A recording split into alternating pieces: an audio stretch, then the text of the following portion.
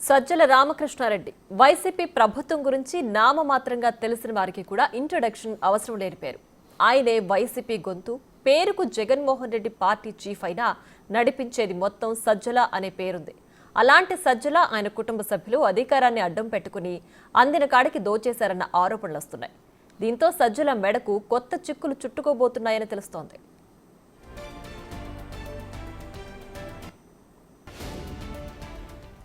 కడప జిల్లా సీకేదిన్నె మండల పరిధిలోని అటవీ భూముల్లో ఏకంగా 52 ఎకరాలు ఆక్రమించారని సజ్జల కుటుంబ సభ్యులపై ఆరోపణలున్నాయి.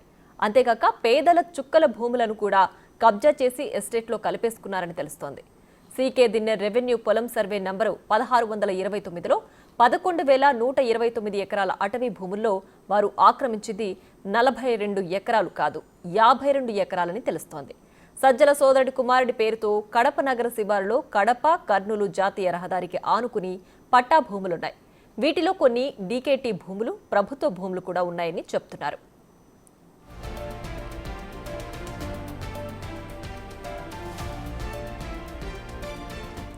ఎస్టేట్ ప్రధాన గేట్ ఎదురుగా సర్వే నంబర్ 1612లో 5.18 ఎకరాల చుక్కల భూమి ఉంది. ఇందులో రాజానాయక్ భార్య బుక్కేదేవి పేరిట 34 సెంట్లు, బుక్కే ముత్యాలమ్మ పేరిట 1.30 ఎకరాలను 1993లో ప్రభుత్వం ఇచ్చింది. రాజానాయక్ భూములను కబ్జా చేసి సజ్జల ఎస్టేట్లో కలిపేసుకున్నారని ఆరోపణలున్నాయి.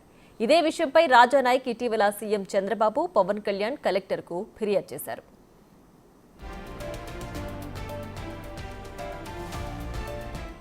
సజ్జల కుటుంబ అక్రమాలపై deputy CM Pawan Kalyan focus చేశారు. రిజర్వ్ ఫారెస్ట్ భూముల విషయంపై సమగ్ర విచారణ జరపాలని ఆయన అధికారులను ఆదేశించారు. ఏ మేరకు అటవీ భూములు అన్యాక్రాంతమయ్యాయి, ఎవరు స్వాధీనం చేసుకున్నారు, అక్కడ వన్యప్రాణులకు హాని కలిగిందా, ఇటువంటి వివరాలతో నివేదిక ఇవ్వాలని తెలిపారు. ఎన్నో ఏళ్లుగా తాను భూముల కోసం పోరాడుతున్నానని, ఇప్పటికైనా తనకు న్యాయం జరగాలంటున్న రాజానాయక్తో మా ప్రతినిధి దామోదర్ ఫేస్ టు ఫేస్. భూమి కనిపిస్తే చాలు కబ్జా చేసేద్దాం. గత 5 సంవత్సరాలుగా కానీ అంతకు ముందు కానీ కడప జిల్లాలో ప్రస్తుతం ఏదైతే వైసీపీ నాయకుల దందా, అది ఎవరిదైనా సరే, ఎస్టీలైనా ఎస్సీలైనా సరే, అది ప్రభుత్వ భూమి అయినా కబ్జా చేస్తామంటూ రెచ్చిపోతున్న పరిస్థితి. తాజాగా మరో ఎవరైతే సజ్జల రామకృష్ణారెడ్డి సోదరుడు, వారి కుటుంబము చింతకొమ్మదిన్నె ఎంఎంఎస్ బిడికి తాండాలో కబ్జా చేసిన భూమికి సంబంధించి వ్యవహారం బయటపడింది. ప్రస్తుతం మనతో బాధితుడు రాజునాయక్ ఉన్నాడు. రాజునాయక్ సంబంధించిన 5.18 ఎకరాల భూమిని ఏదైతే సజ్జల రామకృష్ణారెడ్డి సోదరుడు సజ్జల సందీప్ రెడ్డి ఆక్రమించాడు. మొత్తం ఆ ప్రాంతంలో ఏదైతే కడప సరిహద్దులో ఉన్న చింతకొమ్మదిన్నె సమీపంలో 178 ఎకరాల పైగా భూమిని ఆక్రమించినట్లు బాధితుడు చెప్తున్నాడు. ఇందులో ఇతని భూమి మధ్యలో ఉండడంతో చుట్టూ ఫెన్సింగ్ వేసి ఇతన్ని లోపలికి రానివ్వకుండా, అదేవిధంగా ఇతనికి వచ్చిన పట్టాను కూడా రద్దు చేసిన పరిస్థితి. ప్రస్తుతం మనతో బాధితుడు రాజునాయక్ ఉన్నారు. రాజునాయక్ అడిగి తెలుసుకున్నా. అసలు రాజునాయక్ గారు, ఎప్పుడు మీకు ఇది భూమి పట్ట వచ్చింది? సార్ 1993లో ఇచ్చారు సార్. అప్పటి నుంచి నేను 97లో మా సజ్జల రామకృష్ణారెడ్డి మాకు తెలియకుండా మా పేర్లన్నీ తొలగించి ఆయన స్వాధీనపరుచుకున్నాడు సార్. నేను దాదాపు గత 7 ఏళ్ల నుంచి తిరుగుతానున్నాను సార్.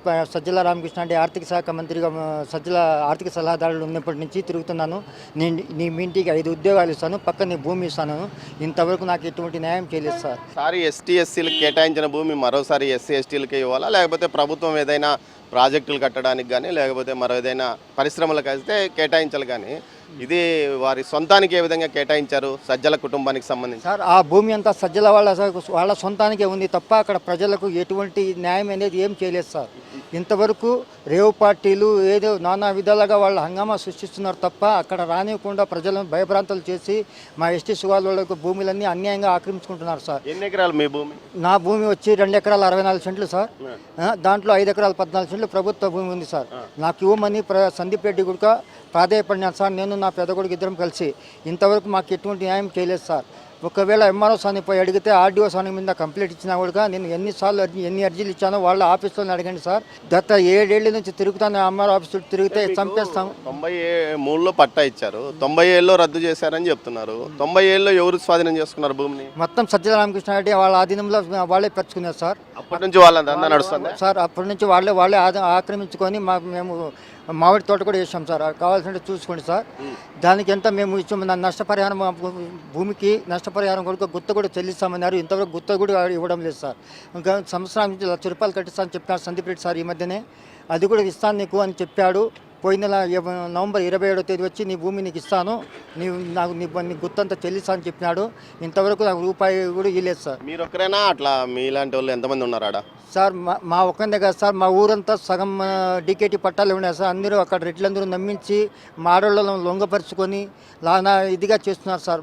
మా ఆడవాళ్ళ మీద కూడా భౌతికంగా దాడికి దిగిన మా ఊళ్ళో ఆడవాళ్ళు కూడా వాళ్ళ మీద కూడా భౌతికంగా చాలా ఇది చేస్తున్నారు సార్. దీనికి కలెక్టర్ గారు, ఎస్పీ గారు మా ఊరు అందరికీ సమస్యలలో మా అందరికీ న్యాయం చేయాలని ప్రాధాయపడుతున్నాం సార్. ఎకరా ఎంత ఉంటుంది ఆడ? ఎకరా 30 లక్షల వరకు పోతాను సార్. నీళ్ళ భూమి అంటే 1,30 ఎకరాలు పోతుంది. నీళ్ళు లేకుండా భూమి అయితే 20 లక్షలు పోతాను సార్. సజ్జల రామకృష్ణారెడ్డి వాళ్ళు, సందీప్ రెడ్డి మొత్తం ఇది అంతా వాళ్ళ కనుసైకిల్లోనే జరుగుతుంది సార్. ఇక్కడంతా సతీష్ రెడ్డి అని ఆ అబ్బాయి అంతా వాళ్ళకి బినామీగా ఇది చేసి ఆ తోటకంతా ఇది మేనేజ్మెంట్ చేస్తున్నాం సార్. దీనికి మేము సతీష్ రెడ్డి ఎవరు? సతీష్ రెడ్డి మా ఊరి అబ్బాయి సార్. అంటే వాళ్ళకి బంధువా? ఈ సందీప్ రెడ్డి అనుచరులకు అక్కడ బినామీ ఆ భూమి అంతా ఇప్పించినందుకు ఒక కారు కూడా ఇచ్చారు, అతను ఒక బంగ్లా కూడా ఇచ్చారు. దాంట్లో 10 ఎకరాల భూమి కూడా ఇచ్చున్నారు సార్. మొత్తము మీ గ్రామస్తులు కలిసికట్టుగా పోరాటం ఎప్పుడైనా చేశారా? అధికారులను కలిశారా?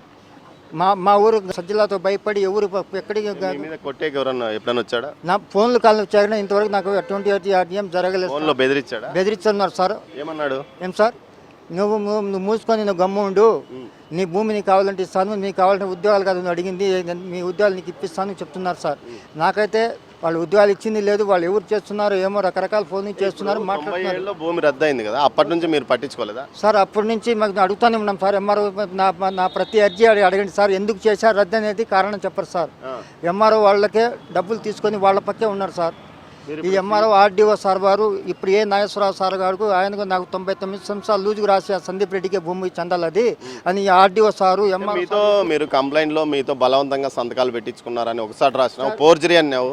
ఫోర్జరీనా సంతకాలు బలవంతంగా? అన్ని బలవంతంగా చేసి ఫోర్జరీ సంతకాలు చేసి అంతా వాళ్ళే గోల్మాల్ చేసినారు సార్. మహేష్ రెడ్డి అని ఎంఆర్ఓ సార్ వాడు ఇదంతా చేసి ఉన్నారు సార్.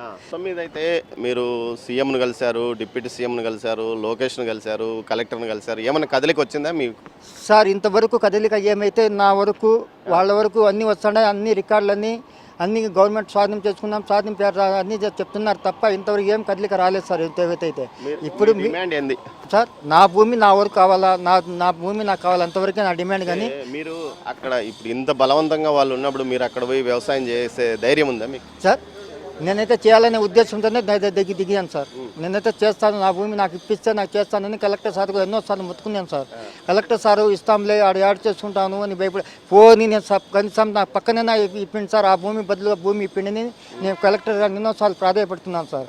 ఆ కలెక్టర్ గారు చూస్తాంలే బాబు నీకు రేపు రా మన్నాడు రా అని అట్లా నేను నెలలు కొద్దిగా తిప్పుకుంటాను, ఆఫీస్ చుట్టూ తిప్పుకుంటాను తప్ప నాకైతే న్యాయం ఏం చేయలేదు సార్. కడప నగరానికి సమీపంలో ఉన్న చింతకొమ్మ దిన్న సర్వే నంబరు 16-12లోనే విస్తీర్ణం 5-14 సెంట్ల భూమిలో ఇది ప్రభుత్వ భూమి. దీనికి సంబంధించి 2 ఎకరాల 30 సెంట్లకు పైగా ఏదైతే బుక్వే రాజానాయక్ కుటుంబానికి పట్టా 1993లో ఇచ్చింది. ఆ తర్వాత 97లోనే 5 సంవత్సరాల తర్వాత రద్దు చేసి ఆ తర్వాత ఇది ప్రభుత్వ భూమి అని ఒక బోర్డు తగిలిచ్చారు. ఆ తర్వాత జరిగిన నేపథ్యంలో ఆ భూమి మొత్తం ఏదైతే సజ్జల కుటుంబం యొక్క కబంధ హస్తాల్లో ఉందని బాధితుడు రాజునాయక్ అంటున్నారు. ఏదైతే ఎస్సీ ఎస్టీలకు కేటాయించిన భూమిని రద్దుపరిచినప్పుడు మరో ఎస్సీ ఎస్టీకి ఇవ్వాలా, లేకపోతే ప్రజాపయోగకరమైన కార్యకలాపాలకు కేటాయించాలి. అంటే ఏదైనా రహదారి కానీ పరిశ్రమలు కానీ ఏదైనా ఇరిగేషన్ ప్రాజెక్టు కేటాయించినప్పుడు. కానీ ఈ భూమిని ఎందుకు రద్దు చేశారు? రద్దు చేసిన తర్వాత అది ఏదైతే సజ్జల ఎస్టేట్లో కలిసిపోయిన పరిస్థితి. ఈ పరిస్థితుల్లో రాజునాయక్ ఏమంటున్నాడు? తన భూమిని తనకైతే ఏదైతే గతంలో పట్టా ఇచ్చారో ప్రభుత్వం చుక్కల భూమిని తనకు తిరిగి ఇవ్వాలి, పంట పెట్టుకోవాలని కోరుకుంటున్నాడు. అయితే ఇతను సజ్జల ఎవరైతే ఇప్పుడు వారు ఆక్రమించుకున్న భూమిలో ఇతను ఆల్రెడీ మామిడి చెట్లు గతంలోనే 5 సంవత్సరాలు ఏదైతే 93లోనే మామిడి చెట్లు పెట్టాడో ఆ తర్వాత వీరితో ఒక అగ్రిమెంట్ రెవెన్యూ శాఖ చేసుకుంది. సంవత్సరానికి ఇంత గుత్తం ఇస్తామంటూ కూడా రద్దు చేసిన నేపథ్యం. మొత్తం మీద ఈ వ్యవహారం అంతా అయోమయంగా ఉంది. ఏదైతే గతంలో టీడీపీ ఉన్నా వైసీపీ ఉన్నా అక్కడ మాత్రం వారి పెత్తనమే, సజ్జల కుటుంబ పెత్తనమే కొనసాగుతుంది. అంతేకాకుండా తమ ఎస్టీ అమ్మాయిలను కూడా బలవంతంగా లోపరుచుకుంటున్నారంటూ కూడా ఒక ఆరోపణ చేస్తున్నాడు రాజునాయక్. ఇందులో నిజానిజాలు తెలియజెప్పాల్సింది అటు ఏదైతే ఎస్సీ ఎస్టీ కమిషన్ కానీ అదేవిధంగా మహిళా కమిషన్ ఇలాంటి అధికారులు అక్కడ ఏం జరిగిందన్న విషయాన్ని లోతుగా పరిశీలించాలి.